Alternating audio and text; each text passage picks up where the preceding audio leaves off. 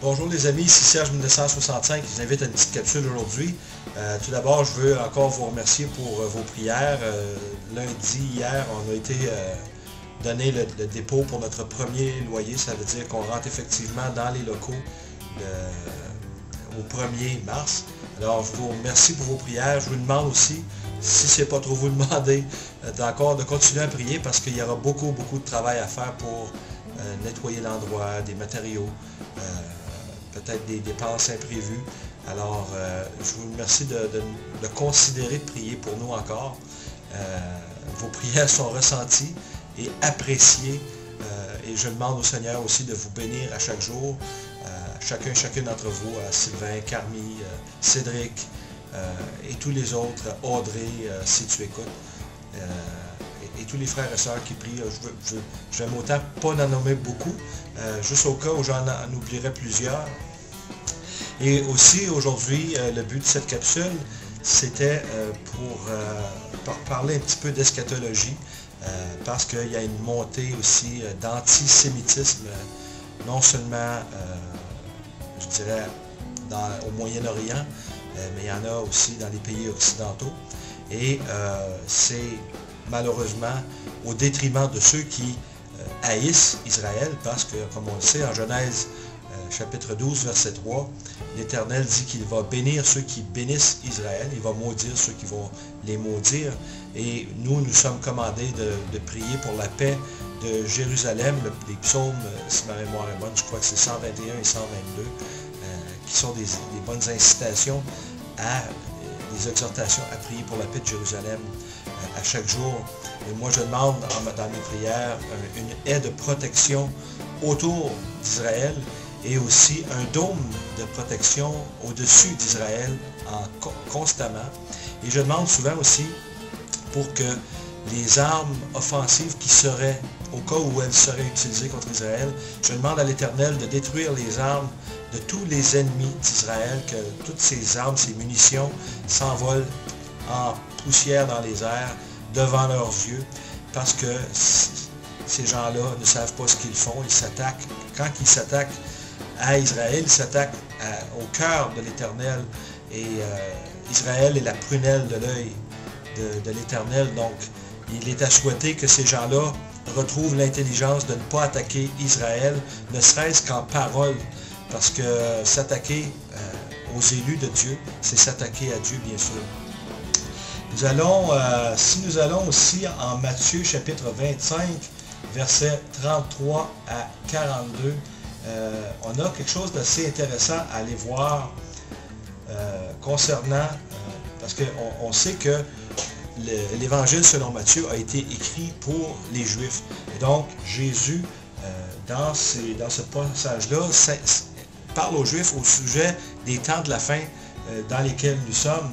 Et au verset plutôt 31, Jésus dit, « Lorsque le Fils de l'homme viendra dans sa gloire », pour ceux qui ont de la misère avec la difficulté à comprendre la divinité du Seigneur Jésus-Christ, il va venir dans sa gloire, dans son royaume, avec tous les anges, justement.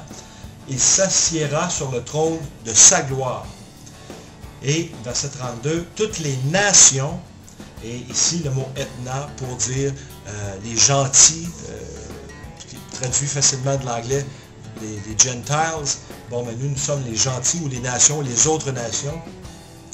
Elles seront assemblées devant lui, devant Jésus-Christ. Il séparera les uns d'avec les autres, comme le berger sépare les brebis d'avec les boucs. Et il mettra ses brebis à sa droite et les boucs à sa gauche. Alors le roi dira à ceux qui seront à sa droite, « Venez, vous qui êtes bénis de mon Père, prenez possession du royaume qui vous a été préparé dès la fondation du monde. » Et il faut comprendre ici que le contexte de ce passage-là se situe après la grande tribulation, parce que Jésus-Christ vient dans son règne. Donc ce passage-là ne s'adresse pas à nous. Et pour comprendre cela, on peut aller aussi en Amos chapitre 9, versets 11 et 12, où il est écrit « En ce temps-là, je relèverai de sa chute la maison de David, j'en réparerai les brèches, j'en redresserai les ruines et la rebâtirai comme elle était autrefois, afin qu'il possède le reste d'Édom et les autres et toutes les nations sur lesquelles mon nom a été invoqué, dit l'Éternel qui accomplira ces choses. Et il faut comprendre que après la grande tribulation, ou en tout cas pendant la 70e semaine de Daniel, il va y avoir un groupe de 144 000 Juifs messianiques qui vont témoigner de la réalité de Jésus-Christ comme étant le Messie promis aux autres nations. Donc, c'est pour ça aussi que dans le 7 ans de tribulation, il y aura un grand nombre de gens des autres nations qui vont être sauvés selon Révélation ou Apocalypse, chapitre 7. Donc, il y a beaucoup d'espoir pour nos bien-aimés qui ne connaissent pas encore Jésus-Christ en relation personnelle. Donc, moi, ma suggestion, c'est prions jour et nuit parce que le temps se raccourcit de plus en plus.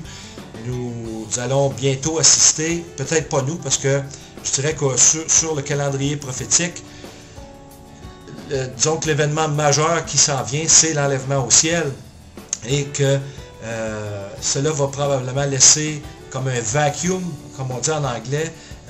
Ça va entraîner probablement les nations du psaume 83 à attaquer Israël, ou en tout cas peut-être aussi le verset en Ésaïe chapitre 17.1, si Israël attaquait la Syrie et Damas, il la ferait disparaître comme un morceau, et n'en laisser qu'un morceau de ruine, cela pourrait créer les conditions favorables et propices à ce que le psaume 83 s'accomplisse ensuite. Et ensuite, ce serait probablement Ézéchiel chapitre, la bataille de Gog et Magog en Ézéchiel chapitre 38. Et tout ça pour dire que nous sommes sur le point de partir. Nous vivons probablement les dernières minutes sur terre avant d'aller rejoindre le Seigneur dans les airs, dans la nouvelle cité, dans la Jérusalem céleste, avant de revenir avec lui au bout de 7 ans pour exécuter un jugement sur les nations. Et comme le dit le psaume 149, verset 9, si ma mémoire est bonne. Mais tout ça pour vous dire que malgré la proximité du Seigneur Jésus-Christ, malgré la proximité de cet enlèvement au ciel, moi je vous encourage, je vous exhorte aujourd'hui à continuer dans la prière, bien sûr, dans la lecture, à être saturé de la parole de Dieu constamment, vous en imbibez à chaque jour, c'est très important, non seulement pour renouveler votre entendement, comme le dit Romains chapitre 12, versets 1 et 2, mais aussi pour faire la volonté du Seigneur, pour être un ambassadeur ou une ambassadrice capable de donner des paroles d'espoir aux gens et de donner une raison de l'espoir qui est en vous. Donc, une exhortation à prier, à lire, à méditer la parole de Dieu et à témoigner aussi à toute âme qui se présente sur votre chemin, même si vous avez de la difficulté à ouvrir votre bouche, demandez au Seigneur Jésus, par l'Esprit Saint, de vous donner l'intelligence surnaturelle, aussi la capacité d'attendre que le Seigneur mette les paroles dans votre bouche pour dire exactement, pour le laisser, lui, prendre possession de votre personne et vous faire dire des choses que vous n'auriez probablement autrement même pas pensé. Alors, c'est une petite capsule courte, mais je tiens à vous remercier d'être encore là et que de ne pas vous décourager, continuez à lire, continuez à méditer, continuez à vous encourager les uns les autres dans l'amour, parce que c'est un commandement du Seigneur Jésus de nous aimer les uns les autres, comme lui nous a aimés.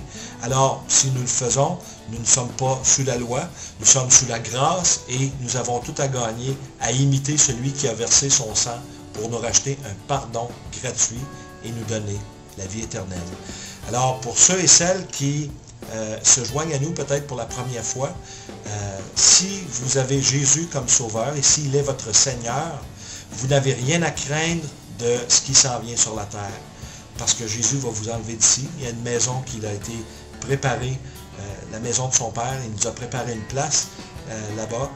Mais pour ceux qui ne connaissent pas Jésus en relation personnelle, si pour vous, Jésus-Christ représente une religion, je vous invite à vous informer, à lire la Bible et à constater de vos yeux que Jésus-Christ n'est pas une religion.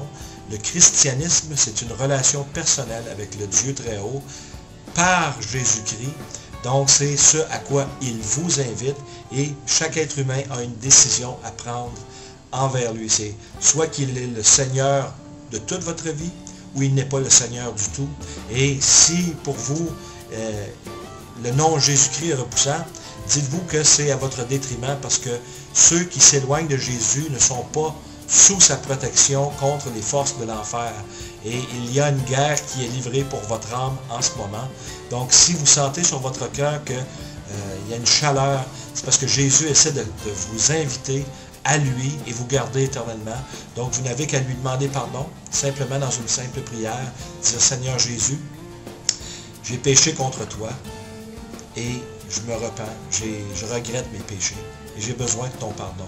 Je t'invite dans mon cœur, Seigneur Jésus, à recevoir l'Esprit Saint aussi, Seigneur, pour faire ta volonté. Je décide aujourd'hui de te suivre, je te donne ma vie, je crois de tout mon cœur que tu es mort sur la croix et que Dieu t'a ressuscité des morts. Alors, Seigneur, je t'invite dans mon cœur, prends toute la place et aide-moi à te connaître. Au nom de Jésus-Christ, Amen. Une simple prière comme celle-là, pour dire au Seigneur d'un cœur sincère que vous voulez le connaître, vous voulez apprendre à le connaître et à marcher avec lui. Alors c'est mon invitation pour les frères et sœurs qui sont nés de nouveau. Je vous embrasse, je vous aime et je vous dis merci, merci, merci d'être fidèles, d'être solidaires avec moi et mon épouse et que le Seigneur Jésus bénisse vous, vos familles, votre parenté et tous vos amis et contacts, vos coéquipiers de travail, les gens que vous connaissez, que vous aimez. Au nom de Jésus-Christ, que Dieu vous bénisse. À la prochaine.